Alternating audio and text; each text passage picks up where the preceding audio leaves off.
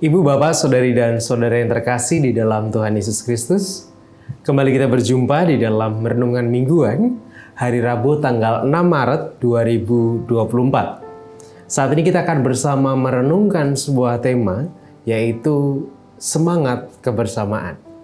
Sebelum kita bersama merenungkannya, mari kita memohon pimpinan dari Tuhan, supaya Roh-Nya yang kudus hadir bagi setiap kita. Mari bersama kita hadir di dalam doa. Mari kita berdoa.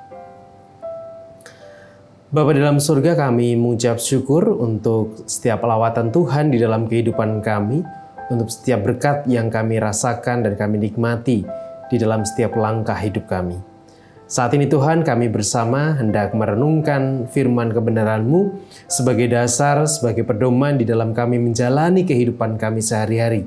Kiranya Tuhan yang memampukan kami dan menolong kami, supaya kami bisa memahami apa yang menjadi kehendak-Mu itu di dalam kehidupan kami sehari-hari.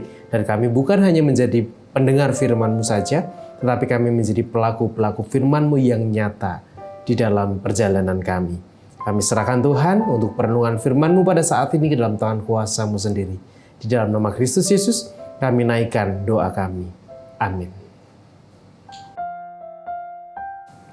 Sabda Tuhan yang akan kita renungkan bersama pada saat ini tertulis di dalam kitab Ezra, pasalnya yang ke-6, ayat 13 sampai dengan 16. Kitab Ezra, pasal 6, ayat 13 sampai dengan ayat 16. Yang demikian sabda Tuhan.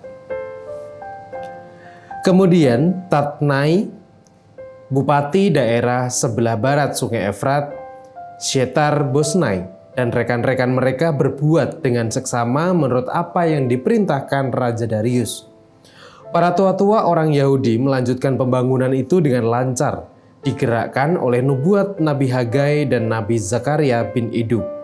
Mereka menyelesaikan pembangunan menurut perintah Allah Israel dan menurut perintah Kores, Darius, dan Artasasta, raja-raja negeri Persia. Maka selesailah rumah itu pada hari yang ketiga bulan Adar, yakni pada tahun yang ke-6 zaman pemerintahan Raja Darius. Maka orang Israel, para imam dan orang-orang Lewi, serta orang-orang lain yang pulang dari pembuangan, merayakan pentahbisan rumah Allah ini dengan sukaria. Demikianlah bacaan sabda Tuhan. Yang berbahagia ialah setiap orang yang dengan setia merenungkan serta memeliharanya. Hosiana. Amin. Ada sebuah kalimat sindiran yang sering kita dengar atau mungkin kita katakan ketika kita mengatakan kalimatnya seperti ini. Bahagia melihat orang yang menderita dan menderita melihat orang yang bahagia. Kalimat ini mungkin kita semua tidak setuju dengan kalimat ini. Saya yakin kita tidak senang dengan kalimat ini. Tapi sadar atau tidak, kita sadari ataupun kita tidak mau sadari, seringkali mungkin di dalam kehidupan kita juga kalimat ini yang terjadi atau yang kita hidupi. Senang kalau melihat orang lain menderita, menderita ketika melihat orang lain senang. Jadi kalau melihat orang lain menderita itu rasanya senang. Wah, untung saya tidak menderita ya. Untung saya tidak seperti dia. Atau sebaliknya, ketika melihat orang lain senang itu rasanya menderita. Kok dia sih yang dapat? Kok dia sih yang bisa ini? Kok dia sih yang dapat itu sih? Kok saya enggak? Gitu. Kemudian perasaan itu membuat kita menderita. Mungkin situasi itu kita hidupi di dalam kehidupan kita atau pernah terjadi di dalam keseharian kita. Nah, kalimat senang melihat orang lain menderita dan menderita melihat orang lain senang atau orang lain bahagia menjadi sebuah perwujudan dari suatu hal yang merusak sebuah kehidupan dan kebersamaan atau kebersamaan hidup.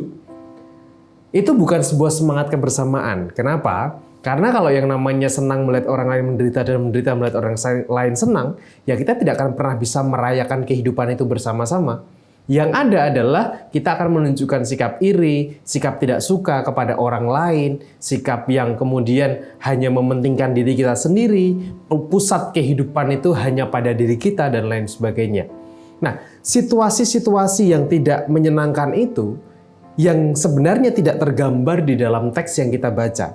Bahkan sebaliknya, dalam teks yang kita baca ini justru terlihat bagaimana semangat kebersamaan itu muncul. Bagaimana seorang Raja Horesh, yang kita tahu ada Raja Horesh, ada Raja Darius, ada Raja Artasasta yang dikatakan sebagai raja-raja dari Persia. Kita tahu siapa Persia. Persia bukan orang Yahudi. Persia bukan Israel. Tetapi justru raja-raja inilah yang menginisiasi, raja-raja inilah yang memerintahkan secara khusus Kores, karena di teks sebelumnya, di pasal sebelum dikatakan bahwa Kores menuliskan sebuah surat di dalam menjadi sebuah gulungan, di mana Kores memerintahkan supaya orang-orang Israel ini setelah mereka kembali nanti ke Yerusalem, itu mereka akan dibangunkan lagi, didukung untuk membangun bait Allah yang sebelumnya sudah dihancurkan oleh Raja Nebukadnezar. Waktu itu kan bait Allah dihancurkan, kemudian orang-orang Israel dibawa ke Babel. Dan Raja Kores kemudian membebaskan mereka, karena akhirnya pemerintahan itu kalah dengan Asyur, pemerintahan Asyur kalah dengan Persia, nah sehingga orang-orang Israel itu bisa diajak kembali oleh Kores. Tapi yang menarik adalah Kores memerintahkan supaya bait Allah dibangun lagi. Yang menjadi pertanyaan adalah, apa untungnya bagi Kores ketika bait Allah itu dibangun lagi? Ya mungkin tidak ada keuntungan apa-apa bagi Raja Kores. Toh yang akan merayakan kesenangannya itu adalah orang-orang Israel. Kenapa? Karena bait Allah ini menjadi sebuah ikon, sebuah simbol bagi kehidupan bangsa Israel. Bukan hanya sebagai tempat peribadahan, tetapi sebagai sebuah simbol kejayaan. Kenapa? Karena dulu pertama kali bait Allah itu dibangun oleh Raja Salomo. Sehingga dengan adanya bait Allah itu menegaskan bahwa Israel itu ada. Israel itu hidup. Mereka punya identitas, mereka punya jati diri. Sehingga bait Allah itu menjadi sebuah peranan yang penting bagi bangsa Israel. Bagi Kores mungkin tidak ada keuntungan apa-apa.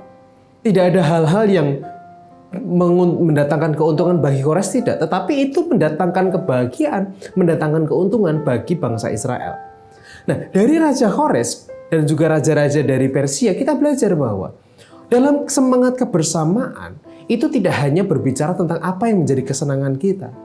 Tetapi menjadi lebih penting adalah apa yang kemudian bisa menghidupkan orang-orang di sekitar kita. Apa yang bisa membuat orang lain itu senang di sekitar kita. Dan kemudian kita mendukung itu supaya orang-orang di sekitar kita bisa merayakan sebuah kesukacitaan, bisa merayakan sebuah kebahagiaan. Lalu pertanyaannya adalah, lalu bagaimana dalam komunitas kita? Bagaimana dalam keluarga kita, atau bagaimana dengan pertemanan kita dengan orang-orang di sekitar kita? Apakah kemudian kita mau untuk berkontribusi supaya orang-orang di sekitar kita juga bisa merasakan kesenangan dengan semangat kebersamaan yang mau kita bangun? Ataukah kita kemudian mengupayakan berbagai cara supaya kita yang merasa senang, persoalan mereka nanti merasa senang atau tidak, merasakan bahagia atau tidak, itu urusan yang kedua. Tapi yang penting adalah yang utama, saya dulu senang. Jika kemudian prinsip yang kita pegang adalah yang penting saya senang, yang lainnya itu nomor sekian, berarti semangat kebersamaan itu absen dalam kehidupan kita.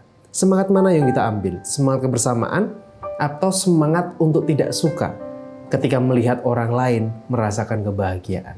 Tuhan memberkati. Amin. Marilah saat ini kita bersama berdoa, menyerahkan setiap syukur dan syafaat kita kepada Tuhan. Mari bersama kita berdoa. Di dalam kehidupan kami bersama-sama dengan orang-orang di sekitar kami, ya Tuhan, seringkali kami tidak menghidupi semangat kebersamaan itu. Kami lebih mementingkan apa yang membuat kami bahagia, apa yang mendatangkan keuntungan bagi kami, itulah yang kami lakukan. Entah orang-orang di sekitar kami merasakan kesenangan, bisa merasa bahagia, atau bahkan menderita dengan keputusan kami tidak memperhatikannya dan tidak mempedulikannya. Yang penting adalah kami merasa bahagia dan kami untung dari apa yang kami lakukan. Tapi saat ini Tuhan, Engkau ingatkan melalui apa yang terjadi di dalam kitab Ezra, bagaimana raja-raja Persia mau mendatangkan kebahagiaan, mau mendorong orang-orang Israel untuk kembali menemukan kebahagiaannya di dalam pembangunan bait Allah. Ajar kami Tuhan untuk bisa menghidupkan semangat kebersamaan di dalam kehidupan kami masing-masing, dalam diri kami masing-masing.